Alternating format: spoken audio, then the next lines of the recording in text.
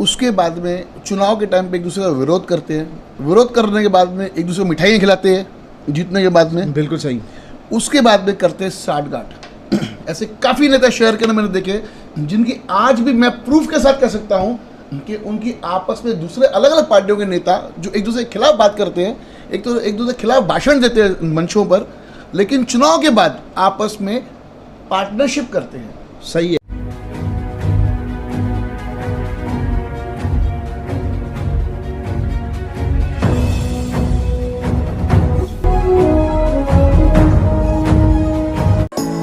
Neeraj Vinod Burani's Spacecraft Interiors.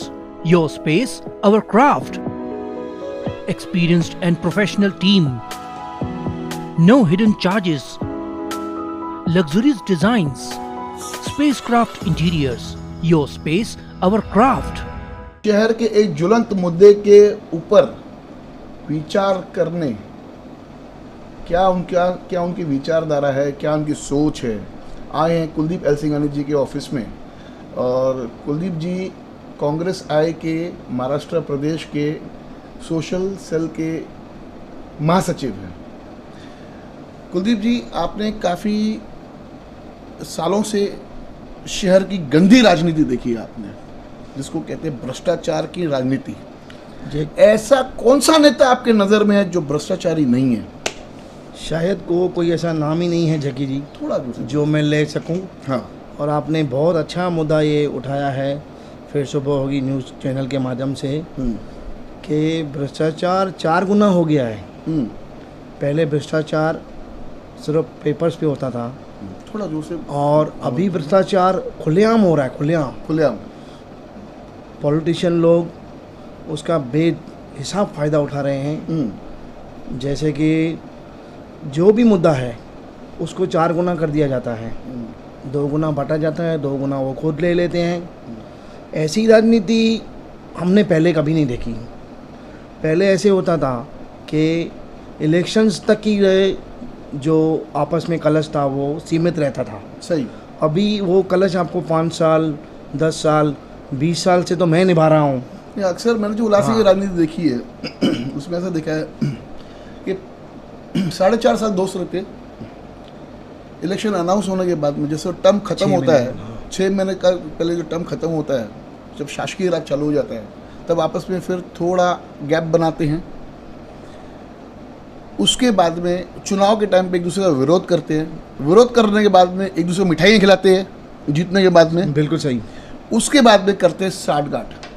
ऐसे काफ़ी नेता शहर के अंदर मैंने देखे जिनकी आज भी मैं प्रूफ के साथ कह सकता हूँ कि उनकी आपस में दूसरे अलग अलग पार्टियों के नेता जो एक दूसरे के खिलाफ बात करते हैं, एक दूसरे के खिलाफ भाषण देते हैं मंचों पर, लेकिन चुनाव के बाद आपस में पार्टनरशिप करते हैं।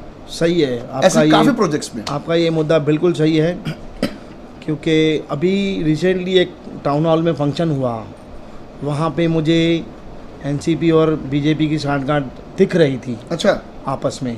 अच्छा। कि कहीं ना कहीं ये आपस में राष्ट्रवादी कांग्रेस पार्टी और भारतीय जनता पार्टी आपस में अंदर से काफ़ी मिले हुए हैं। कैसे? क्या ऐसे आपने देखा? कैसे आपको लगा? इस फंक्शन में मुझे देखने को मिला ये। मैं पूरा फंक्शन तो नहीं अटेंड कर पाया था किसी कारणवश, लेकिन ये इतना समझ आ गया कि ये सिर्फ 6 महीने के लिए, 9 मंथ्स के लिए इलेक्शन पीरियड में आपस में एक दूसरे से अलग होते हैं, उसके बाद वापस एकजुट हो जाते हैं। जैसे आप बोल रहे हो, आपस में मिलके टेंडर्स लेते हैं, एक दूसरे का विरोध सिर्फ पेपर्स पे करते हैं, माइक पे करते हैं, आपके चैनल के माध्यम से करते हैं। जैसे ही आपके चैनल के माध्यम से उठते हैं, वापस वो एक दूसरे को कॉल करते हैं कि यार मैंने तेरे लिए ऐसा बोला, फील मत करना।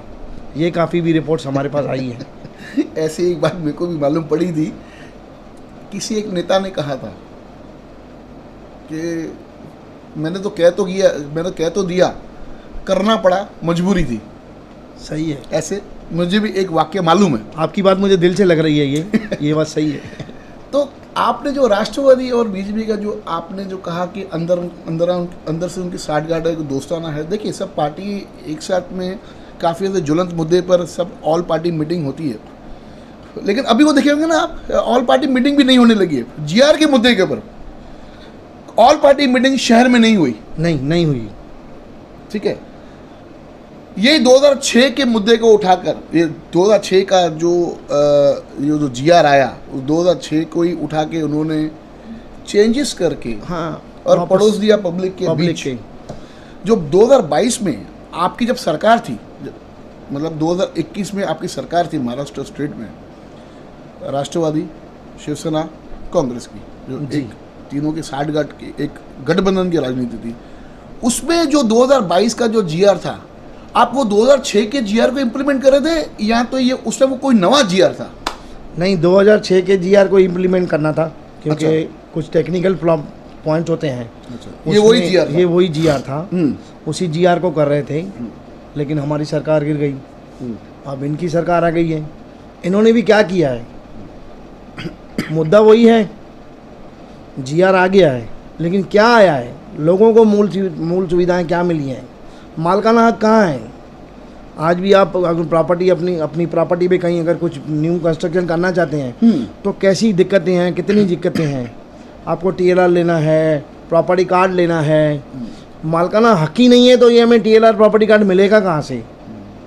तो जीआर भी, मेरे कहने का मतलब ये है कि स्पष्ट नहीं है कि जीआर आ गया तो लोगों को सुविधाएं मिलना चालू हो जाएंगी, और अभी तक है कहाँ जीआर वो।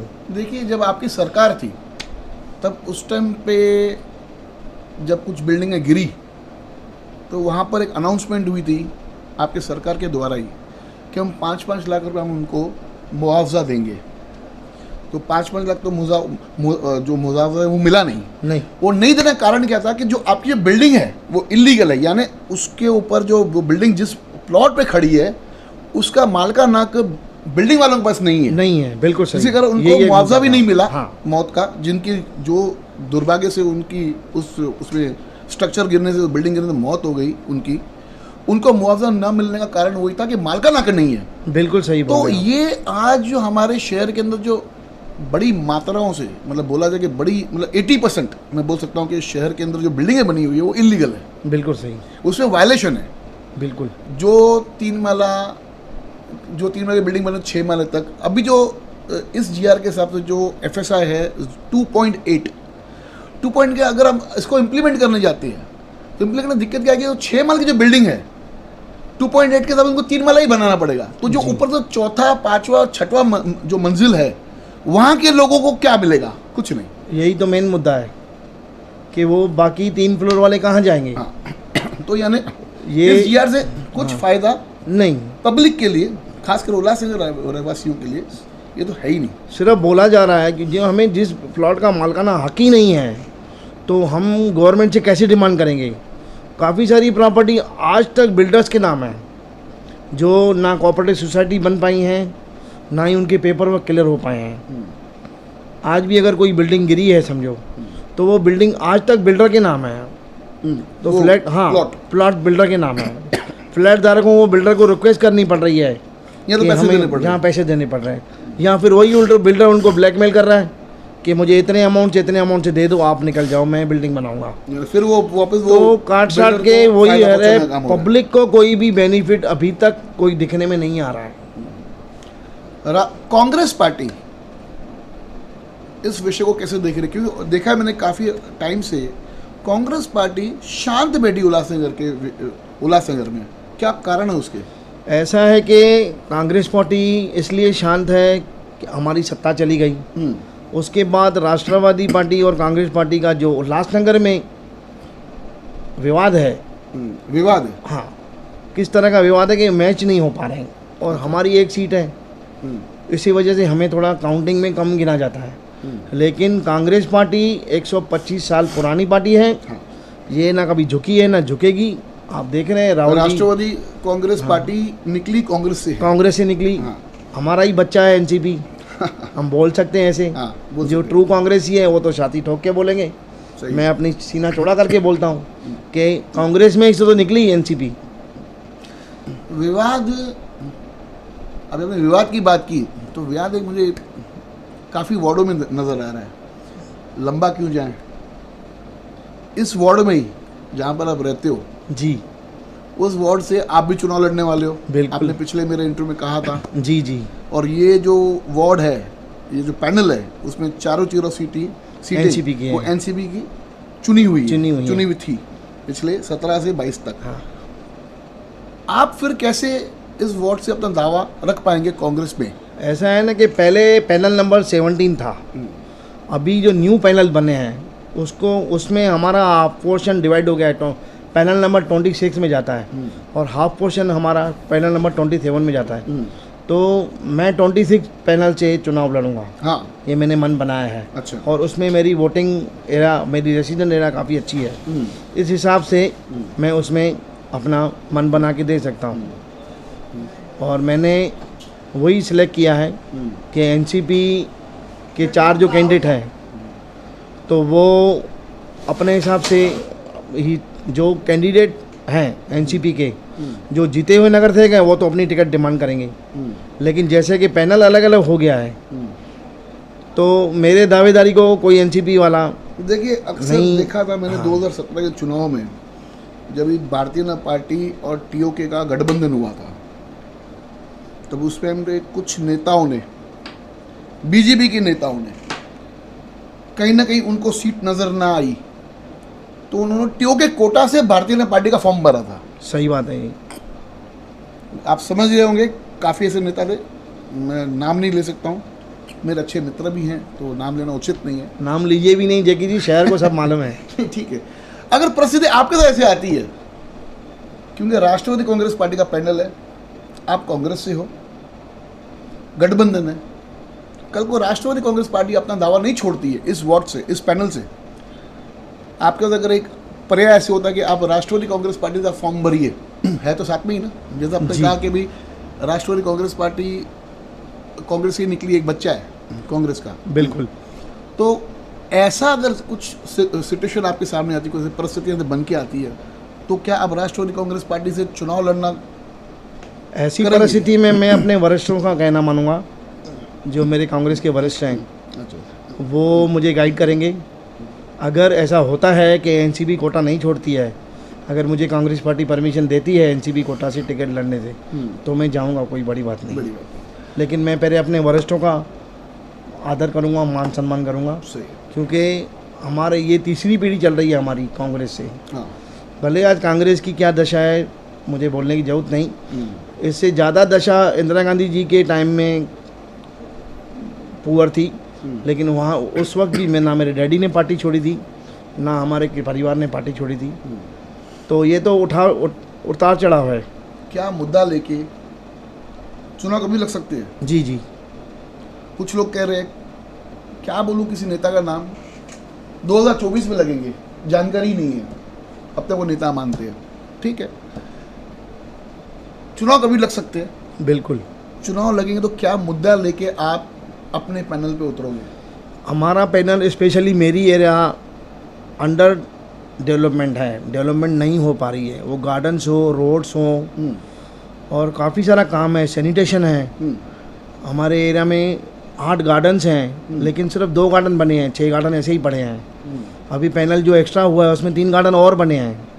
आप पैनल नंबर 17 की बात करें? हाँ, ओल्ड पैनल 17, 3 गार्डन और पड़े हैं ऐसे। तो मैं गार्डन्स का मुद्दा है, और रोड्स हैं, सीसी पैसेज हैं, मेन सफाई अभियान है। अभी तो 25 करोड़ का फंड आया आपके पैनल में ही। नहीं, 25 करोड़ का फंड सिर्फ 17 पैनल में नहीं गया ना, लेकिन काम तो अधिक तो हाँ, वहाँ पर ही हुए अधिक हैं। काम वहाँ हुआ है, तो आप बोल रहे हो लेकिन काम नहीं हुए, हमारी एरिया में नहीं हुआ है सर। लेकिन आप 17 के पैनल में मतलब एक भाग में नहीं हुआ है, बाकी भागों में हुआ हाँ। है। उसका कारण?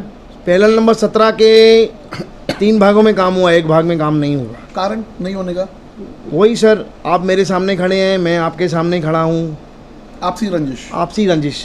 और इसमें मिडिल मैन जो बिचौली हैं, मैं स्पेशली उनको बोलूँगा, जो बिचौली हैं हमारे, उन बिचौलियों को सावधान रहना चाहिए, क्योंकि आग वही लगाते हैं। बाकी नेता अच्छे हैं, 17 के पैनल के भी अच्छे हैं, और जो न्यू पैनल बने हैं 26, 27, उसके भी नेता अच्छे हैं, लेकिन अपनी रोटी सेकने के लिए ये सारे प्रयास हो रहे हैं।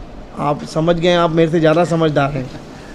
सही है, बहुत अच्छा लगा आज कुलदीप जी की बातें सुनते, और इस बार कुलदीप जी अपनी किस्मत जोर शोर से पैनल नंबर 17 जूना, नया पैनल 26 से अच्छा अच्छा ये वो पैनल नंबर 26 ऐड देखते रहते हैं। अभी आप जहाँ बैठे हैं वो एरिया 26 में आ रही है। 26 में आ रही है। जी सर।